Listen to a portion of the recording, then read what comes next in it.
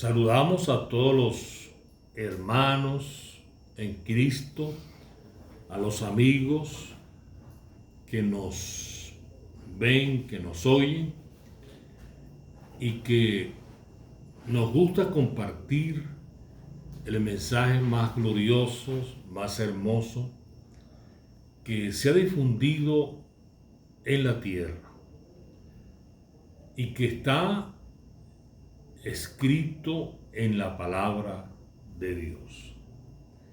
Hay muchas verdades preciosas que nosotros debemos conocer. Por ejemplo, ¿cuáles son las condiciones para la lucha espiritual? Condiciones para la lucha espiritual. Aquí en el Evangelio de San Marcos, el capítulo 1 y versículo 21, hay el relato de cómo Jesús se mantenía para así luchar contra los enemigos espirituales. Este evangelio, que como lo hemos dicho en otras ocasiones, es el primer evangelio que se escribió, aunque está de segundo, pero fue el primero y es el relato de el apóstol Pedro a Marcos, quien escribe este evangelio, pero se lo dicta el apóstol Pedro, que fue un testigo de primer orden de Cristo Jesús, uno de sus discípulos más allegados, que anduvo con el Señor en su ministerio que desarrolló en la tierra por 3 años y medio. Y aquí observamos las condiciones que Marcos relata para poder luchar en el mundo espiritual. Aquí la primera condición que nos presenta Marcos es que Jesús se relacionaba mucho con la sinagoga.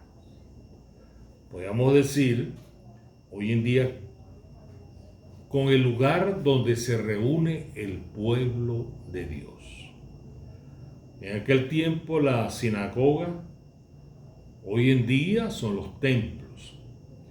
El Señor Jesús iba para allá, estaba en comunión y tenía una relación muy estrecha con el pueblo de Dios. Esta es una condición importante que nosotros debemos tomar. La otra condición que vemos para la lucha espiritual es tener autoridad, convicción, seguridad en la predicación del mensaje bíblico. Hay que tener seguridad, hay que tener convicción, hay que, en la medida en que estamos predicando o hablando, sepamos que creemos el mensaje, que lo compartimos, que estamos seguros de que vendrán resultados, y así Jesús desarrollaba su ministerio. La otra condición para la lucha espiritual es que uno debe saber a quién se va a dirigir.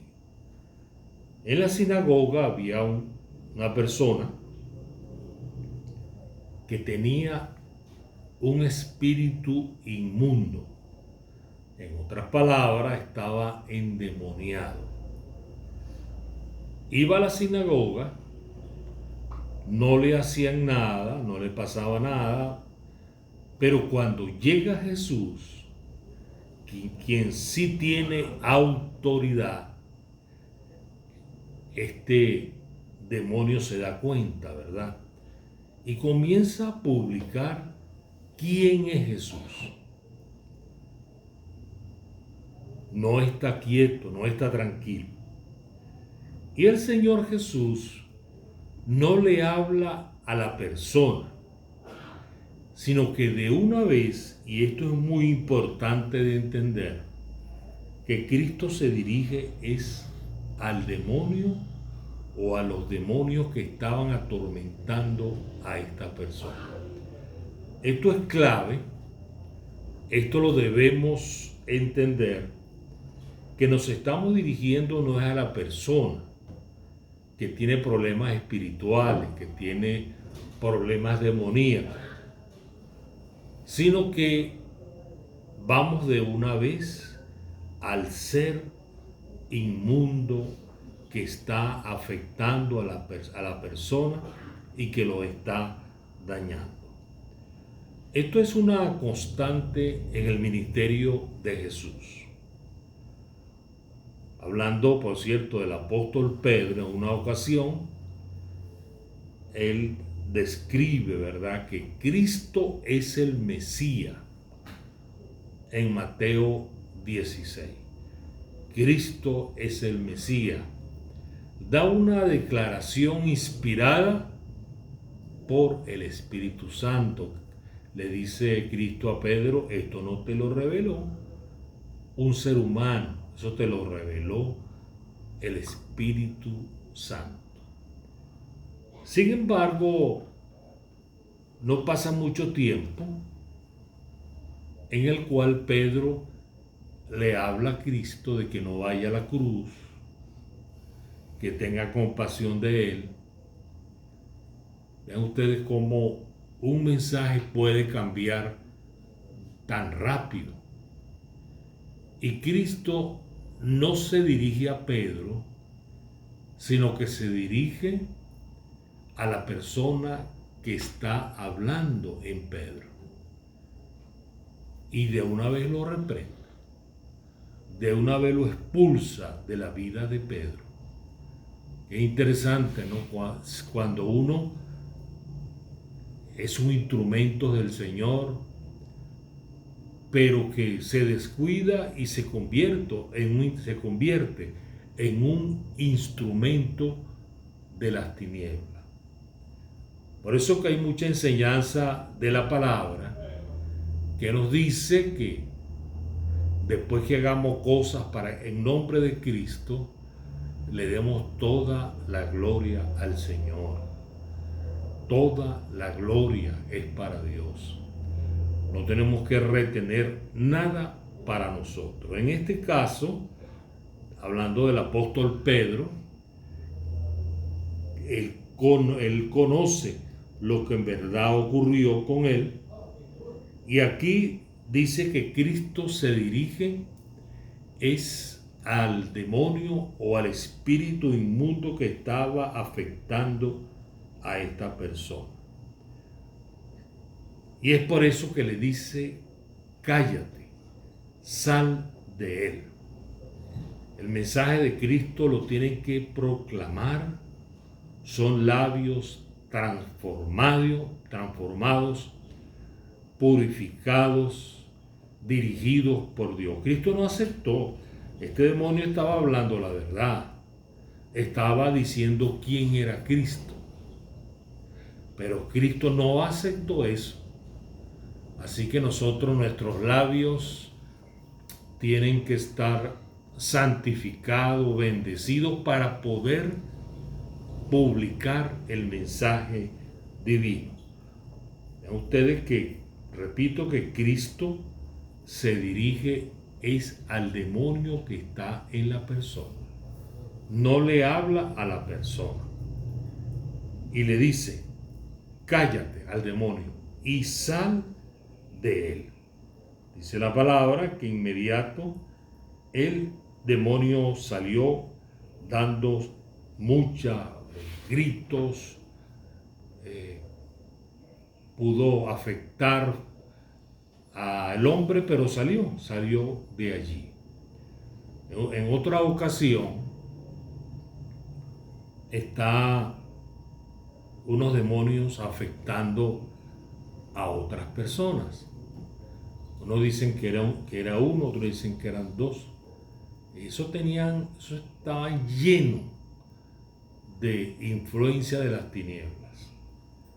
Y Cristo, antes de sacarlo, le pregunta: dime cómo te llamas. Vean ustedes, como Cristo se dirige a estas personalidades espirituales. No se dirige a la persona, sino a esos espíritus y le dice: ¿cómo te llamas? Los demonios le responden y le dicen: somos legión, porque somos muchos. Entonces uno tiene que saber, cuando va a orar por alguien, cuando alguien tiene influencia demoníaca, dirigirnos no a la persona, dirigirnos a estos seres espirituales que están afectando a la persona. Inclusive, aunque estén diciendo la verdad, aunque estén proclamando la palabra, nuestra lucha, dice el apóstol, no es contra personas, es contra seres espirituales. Esto es una enseñanza bíblica, ¿verdad? Contra seres espirituales, no es contra personas. Lamentablemente nosotros siempre caemos en el error de pelear con las personas, descalificar a las personas y desconociendo que el verdadero ser que está en esa lucha son espirituales. Y esa es una verdad, esa es una enseñanza que tenemos que aprender. En el ministerio de Jesús, en el ministerio de Cristo, nunca le hablaba a las personas sino a los seres inmundos que estaban en la persona. Ya he mencionado varios casos, y aquí está el que estaba en la sinagoga. En otras palabras, pueden existir personas con problemas demoníacos que estén en nuestro templo y nosotros no lo hemos podido ayudar. ¿Por qué? Porque aquí están las condiciones que nos da el Señor Jesús. La primera es: tenemos que estar en constante comunión con nuestros hermanos. En segundo lugar, como dice aquí la palabra, tener convicción, tener autoridad de lo que estamos hablando o predicando. Y la tercera condición es dirigirnos al ser que está dañando a esa persona. Y es por eso que Cristo le dice: cállate, sal de él. El Evangelio nos cuenta que el demonio sacudió con violencia, clamando a gran voz, y salió de él.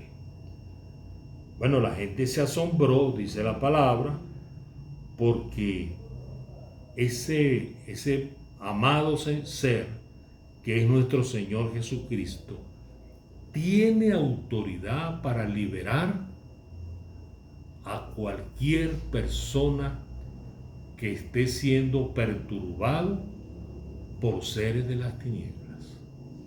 Así pues, te queremos repetir esas tres condiciones, ¿verdad? Para la lucha espiritual. La primera es tener relación con el pueblo de Dios. Cristo iba a la sinagoga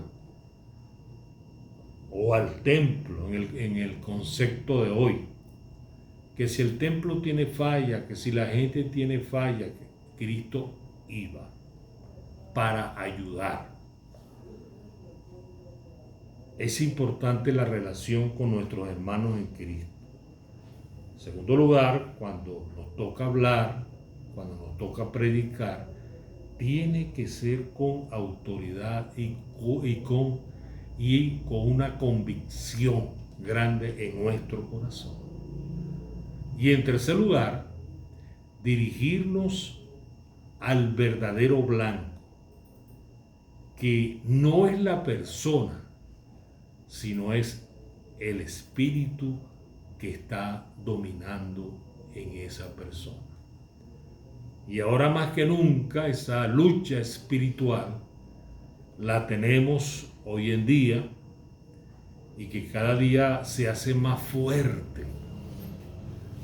Pero Cristo es superior a todas las entidades espirituales contrarias, no importa qué poder pueda tener, Cristo tiene mayor poder. Así que, estimados amigos, estimados hermanos, vamos a tener estas condiciones para poder vencer en la lucha espiritual de estos tiempos. Así pues, que Dios te bendiga, Dios te ayude a buscar estas condiciones que hemos compartido. Bendiciones.